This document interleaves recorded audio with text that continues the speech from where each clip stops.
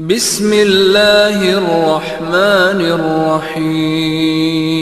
السلام علیکم ناظرین، اب تک ہم نے یہ دیکھا کہ وہ بزرگ اپنی جس بہو کو بڑے چاؤ سے لائے تھے وہ ان کے لیے بہت ہی ظالم ثابت ہو رہی تھی۔ ان کی طبیعت دن بدن خراب سے خراب تر ہوتی جا رہی تھی۔ اس کے باوجود انہیں اپنے گھر کا سارا کام خود کرنا پڑ رہا تھا، اور وہ اپنے بیٹے کو یہ سب کچھ اس لیے نہیں بتاتے تھے تاکہ بیٹے کا گھر خراب نہ ہو۔ وہ اپنے کمرے میں جا کر جلدی سے دوائی ڈھونڈنے لگے۔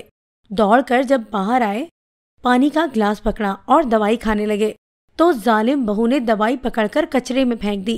کہنے لگی کہ تم اتنی جلدی کہاں مرنے والے ہو۔ پھر انہوں نے اپنے پھولتے سانس کے ساتھ سارے گھر کی صفائی کی۔ وہ بزرگ رات کو جب اپنے کمرے میں چھپ کر عبادت کر رہے تھے تو اپنے اللہ سے باتیں کر رہے تھے۔ کہنے لگے کہ اللہ، میرا دل چاہتا ہے میں اس گھر سے کہیں دور چلا جاؤں، کیونکہ میں اس گھر میں رہ کر تیری عبادت ٹھیک سے نہیں کر پاتا۔ وہ اللہ والے بزرگ ساری رات مصلے پر بیٹھ کر روتے رہے، اسی کشمکش میں سوچتے رہے کہ میں کیا کروں۔ انہوں نے تہجد کی نماز پڑھی، فارغ ہوئے تو اپنا مصلا اٹھایا، تسبیح پکڑی اور ہاتھ میں قرآن پاک پکڑا اور گھر سے کسی جنگل کی طرف نکل گئے۔ فجر کی اذان کی آواز گونج رہی تھی۔ وہ اللہ والے بزرگ چلتے جا رہے تھے، خود نہیں جانتے تھے کہ وہ کہاں جا رہے ہیں۔ راستے میں ٹھنڈی ٹھنڈی ہوا چل رہی تھی، فجر کی اذان کی آواز آ رہی تھی۔ وہ اللہ والے بھی فجر کی نماز ادا کرنے لگے۔ وہ قرآن پاک کی تلاوت کر رہے تھے۔ جیسے ہی انہوں نے تلاوت شروع کی تو درختوں پر بیٹھے پرندے بھی غور سے ان کی تلاوت سننے لگے۔ کافی دیر تلاوت کرنے کے بعد انہوں نے دیکھا کہ سورج نکل آیا ہے۔ لوگ گھروں سے نکل کر اپنے کاموں میں مصروف ہو گئے۔ یہ بزرگ خود نہیں جانتے تھے کہ وہ چلتے چلتے کس علاقے میں آ گئے ہیں۔ وہ بزرگ اپنی آنکھیں بند کیے، ہاتھوں میں تسبیح لیے اللہ کا ذکر کر رہے تھے۔ تبھی انہوں نے ایک بچے کے رونے کی آواز سنی۔ بچہ بہت زور سے رو رہا تھا، ایسا لگ رہا تھا جیسے کہ بچہ بہت ہی زیادہ تکلیف میں ہے۔ جب انہوں نے آنکھیں کھولی تو ایک آدمی بچہ اٹھائے ہوئے بھاگتا ہوا کہیں جا رہا تھا۔ وہ اللہ والے اس کی طرف بڑھے اور پوچھنے لگے، یہ بچہ کیوں رو رہا ہے؟ وہ آدمی تو بس اپنے بچے کی تکلیف دور کرنا چاہتا تھا، وہ جلدی سے کسی حکیم کے پاس جانا چاہتا تھا۔ اس آدمی نے اللہ والے کی بات کو انسنی کر کے آگے بڑھنا چاہا۔ تبھی پیچھے سے بزرگ نے کہا، اگر اس بچے کا 10 منٹ میں علاج نہ ہوا تو اس زہریلی چیز کا زہر اس کے پورے جسم میں پھیل جائے گا۔ اب وہ آدمی اس بات پر حیران تھا کہ آخر اس بزرگ کو کیسے پتا چلا کہ میرے بچے کو کسی زہریلی چیز نے کاٹا ہے۔ وہ آدمی جلدی سے اللہ والے کی طرف بڑھا اور کہنے لگا کہ کیا آپ میرے بچے کا علاج کر سکتے ہیں؟ میرے بیٹے کو زہریلے سانپ نے کاٹ لیا ہے۔ اللہ والے بزرگ نے بچے کو نیچے لٹا کر اس بچے کا ہاتھ پکڑا اور منہ میں کچھ پڑھنے لگے۔ ان بزرگ نے پڑھنے کے بعد ایک دفعہ سانپ کاٹنے والی جگہ پر تھوکا تو بچہ روتا ہوا چپ ہو گیا۔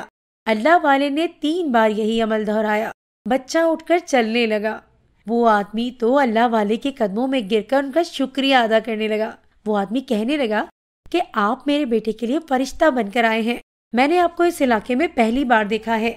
کہاں سے آئے ہیں آپ اور گھر کہاں ہے آپ کا؟ بزرگ مسکرانے لگے اور کہنے لگے، کیا کبھی دنیا میں بھی کسی کا اپنا گھر ہوتا ہے؟ ہم سب تو یہاں کے مسافر ہیں۔ میں تو بس اپنے اللہ کی عبادت کرنا چاہتا ہوں۔ میں نے ہمیشہ سے جنگل میں عبادت کی ہے، اب میں کسی مخصوص جگہ کی تلاش میں ہوں جہاں میں صرف اپنے اللہ کی عبادت کر سکوں۔ وہ آدمی کہنے لگا، اللہ کے نیک بندے، آپ ہمارے گھر چلے، میں اپنے گھر میں آپ کی عبادت کے لیے ایک جگہ کا بندوبست کر دوں گا۔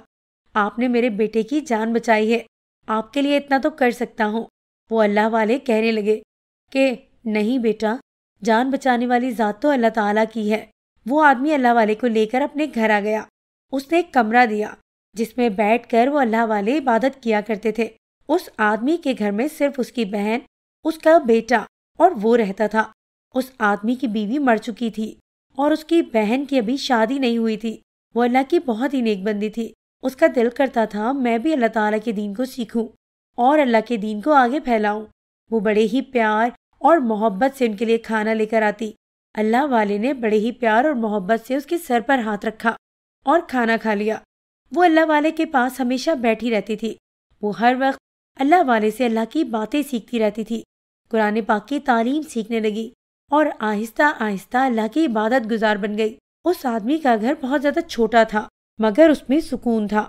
اس آدمی کے پاس 1 سے 2 بکریوں کے علاوہ اور کچھ نہیں تھا، مگر جیسے ہی اللہ والے بزرگ وہاں آئے تب سے اس کی بکریوں میں برکت ہی برکت ہو رہی تھی۔ کافی زیادہ بکریاں ہو چکی تھی۔ اس نے اپنے گھر میں آتے ہی اللہ والے بزرگ کو بکری کا تازہ دودھ پلانا شروع کر دیا۔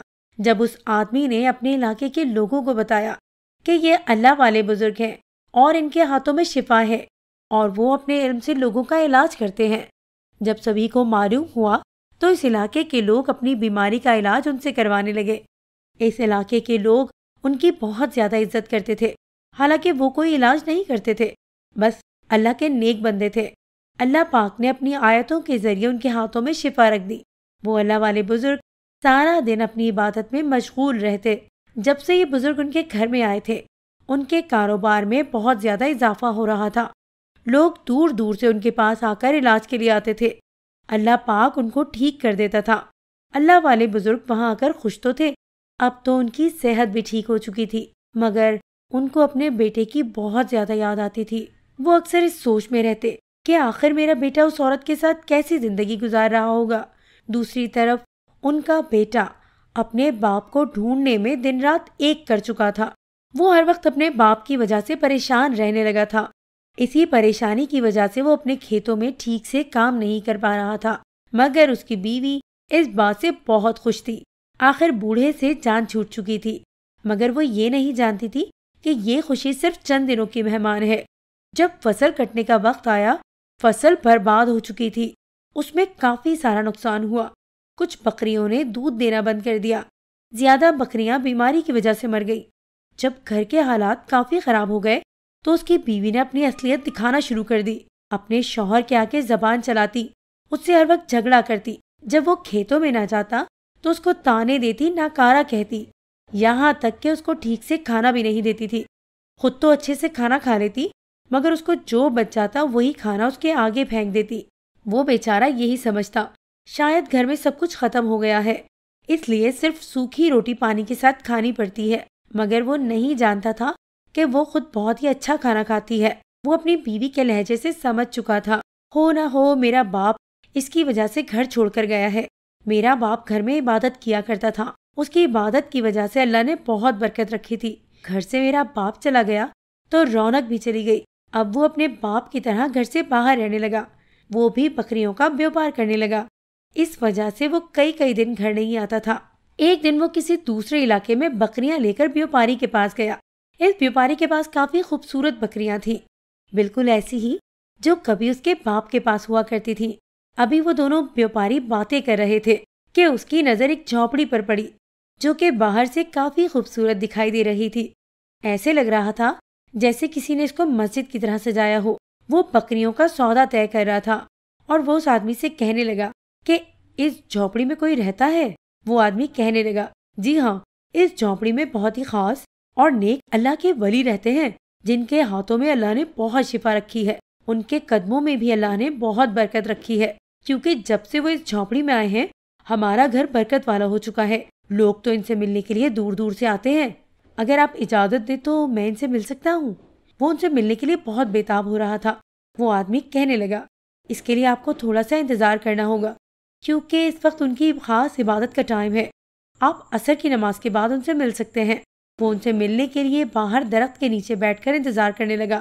تب تک اس آدمی نے کافی مہمان نوازی کر دی تھی۔ تھوڑی دیر بعد عصر کی اذان ہوئی، ان دونوں نے بھی عصر کی نماز ادا کی اور دوبارہ درخت کے نیچے آ کر بیٹھ گئے۔